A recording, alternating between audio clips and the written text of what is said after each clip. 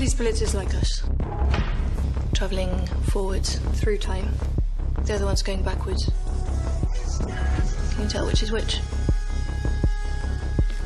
How about now?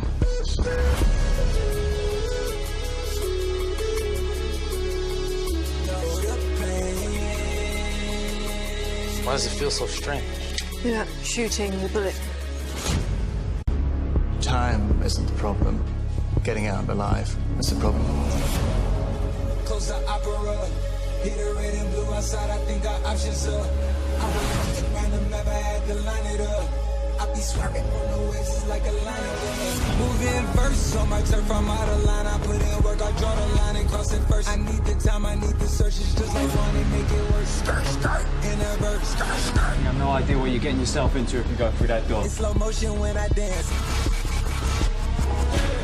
Well, I'm going, so any tips will be welcome. Ain't no time I'm facing scams.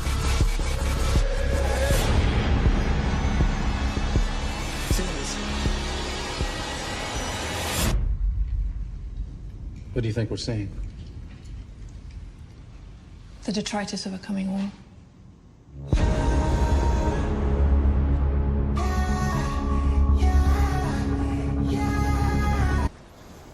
Aloha. This is Trinidad the Island Man, your Island Man, coming to you live once again from beautiful Hawaii here on the island of Oahu, bringing you, yes you, the best movie reviews on the entire island of Oahu. And yes, this is Trinidad the Island Man, your Island Man. And last night I had the opportunity to see the new Christopher Nolan movie, TENET. Now, as many of you guys know, this movie was supposed to be out during the summer, a big summer blockbuster with a budget of $200+ million behind it, starring John David Washington, Denzel Washington's son, and Robert Pattinson, the new Batman. Without anything else, let me just say right now that watching Pattinson in this movie made me feel much more confident than anything we'd seen already as far as his potential role as a Bruce Wayne Batman. Yeah, he's tough as Batman, but he wasn't in that Batman trailer selling it for me as far as a Bruce Wayne. And this, although a little nerdy, does kind of flesh him out a little bit better. That it's like, okay, yeah, he could probably do that. So, so that should ease your minds a little bit as far as the Robert Pattinson Batman movie coming up. But back to Tenet. I saw this last night, and this is a movie that you're really going to have to spend time with to consider. So remember our rating scale. Shock a thumbs up. It's good to see. I recommend it. Shock a thumbs down. It's bad to see. It's junk. I don't recommend it. And, well, for Tenet from Warner Brothers with Christopher Nolan, it is a shock a thumbs down. Now, that is not to say that it is not an interesting, intriguing movie, because it certainly is. However, it is damn confusing. And I gotta straight up say that your standard movie-going audience is not going to really grasp this movie and all of its implications in the one sitting at the theater. And because it's so confusing, I don't think your standard audience member is going to go ahead and spend the time to go back and rewatch it. Because as cool as some of the effects are with that $200 million budget, it's still kind of far and few in between. The trailers, even the trailers were very sparse on what the plot is about this movie, and even some of the action. You saw some of the reverse time effects kind of looking like what Christopher Nolan did with his movie Inception, kind of, people bouncing off walls and kind of flipping backwards, and people moving forward and backwards in time, it seems, along with objects, bullets even. But as cool as that is, the practicality of watching a fight scene filmed in reverse, or a fight scene where someone is in present time fighting someone and their movements are all reversed, so that, the guy's, if you're fighting somebody, you throw him over your shoulder, it looks like he's flipping back over behind you, and then he's got the drop on you. It's like, really kind of sort of took away from the experience of the movie as far as sitting down and enjoying it, as you're just kind of, stunned. It's kind of that, what people say with the CGI when, you see, creatures or animals or even people that aren't real and your mind knows they're not real. It's all CGI. You can't really put your finger on it, but there's just something's not right, and it's just not clicking in your mind. That's the way this movie is. It's kind of that uncanny valley situation I found. Whereas, the action is pretty cool, but it's so weird looking, it kind of takes you out of the moments where you're supposed to be the most engaged and most connected to the movies.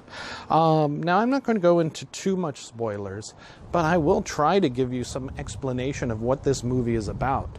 If you read,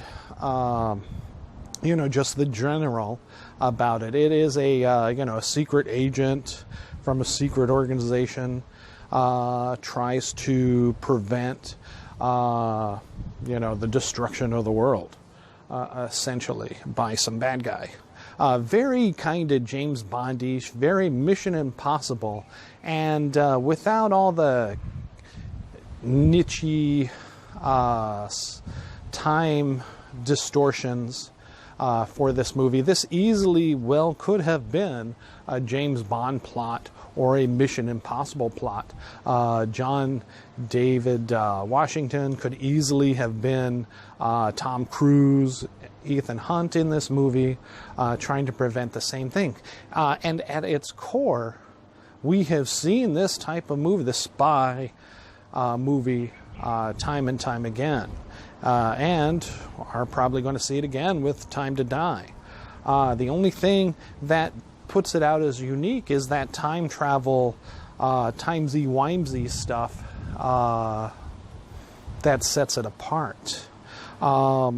People have wanted Christopher Nolan to do kind of a James Bond, but this shows that he's not really ready yet, as he focuses on the nuances of the time travel and how cool that is, without really explaining it, without really going into detail, and even to the detriment of the plot, as he's trying to, get you invested in our secret agent, John, David Washington's character, and even Robert Pattinson, who's sent to help him.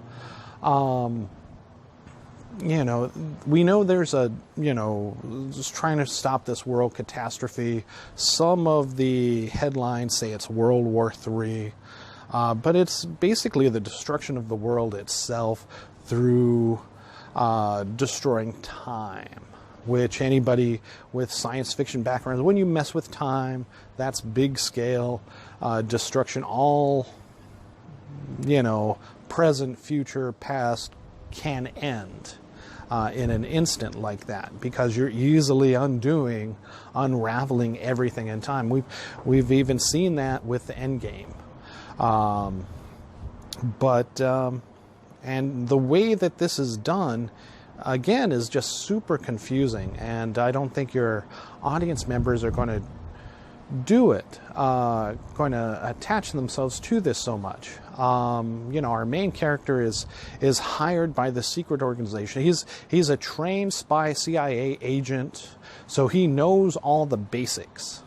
but he is not really brought on board with what this organization is or their total purpose other than to save the world, which is a pretty big ask for one individual. And sure, he's given plenty of resources, but without, it's like, well, you know, what am I doing? What am I up against exactly? And he's just not told. You know, you see in the trailer, he's like, is this a nuclear threat? It's like, no, it's much worse. And it's like, you know, okay, but, you know, can someone grasp the gravity of the situation, the scope at which they could fail, if they don't know what the, you know, any specifics of the threat? And can we as an audience relate to the character and the threat that he has to face and the challenges if we don't even know what the threat is? You know, and that threat unfolds so clunkily throughout the film. You know, because Nolan's focusing on the whole time aspect. There's a point in this film where you're confused all the way up until the half point of the film.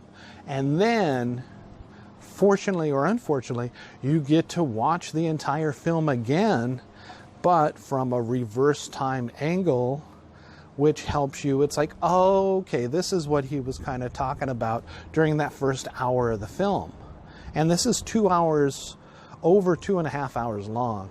And to waste an entire hour just asking your audience to say, hey, just go with it.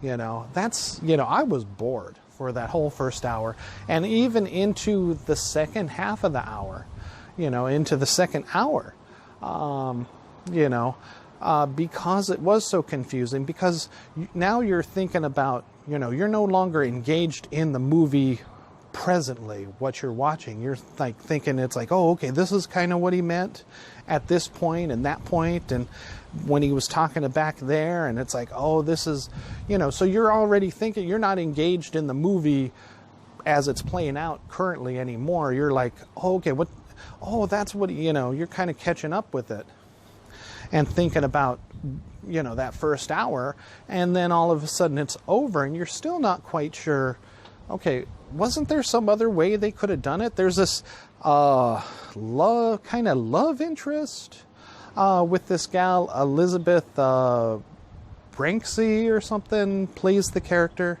And she's fine as an actress, but it's like, you know, the stake of the world is up for grabs, and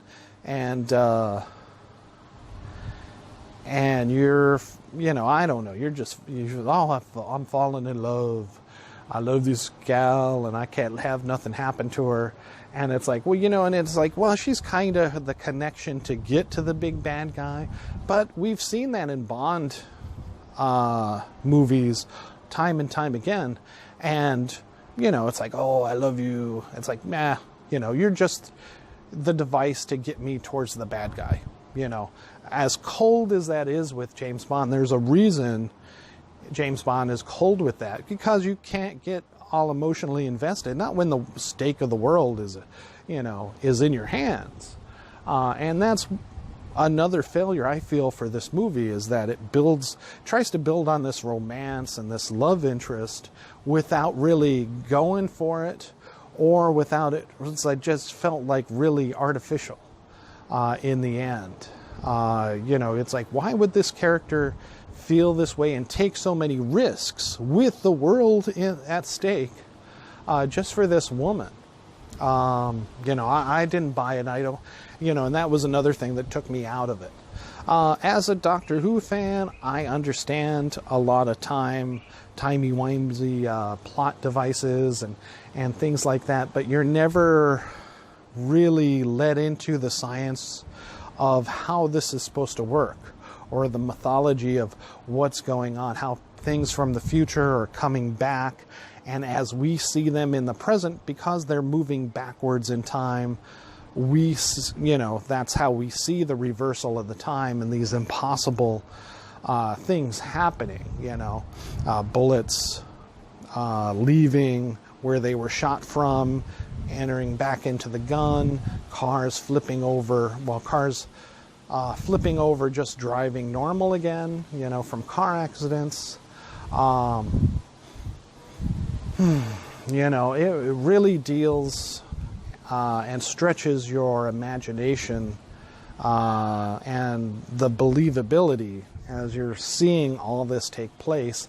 And for over 2.5 hours, it's still not enough time the way Nolan plays out the story, as you're still as confused as our main hero almost all the way through, at least up till the second, you know, hour.